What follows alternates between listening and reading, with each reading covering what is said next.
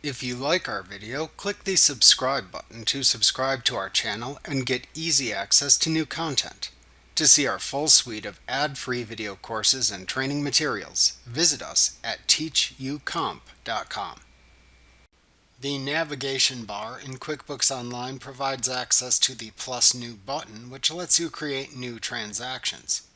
It also contains links that let you open different pages in QuickBooks Online. The navigation bar appears at the left side of the screen. To show or hide the navigation bar, click the Show Hide Navigation Bar toggle button, which looks like a triple bar icon at the left end of the QuickBooks Online toolbar towards the upper left corner of the page. Note that the Plus New button appears at the top of the navigation bar when it is shown on screen, but appears as the first button at the right end of the QuickBooks Online toolbar when the navigation bar is hidden. Clicking the page links in the navigation bar opens the associated links page in the company file in the area to the right. Within many of these pages, you can click tabs at the top of the page to access related page content. Note that restricted access users will not see all the links available in the navigation bar. The names of the links that appear in the navigation bar can also change.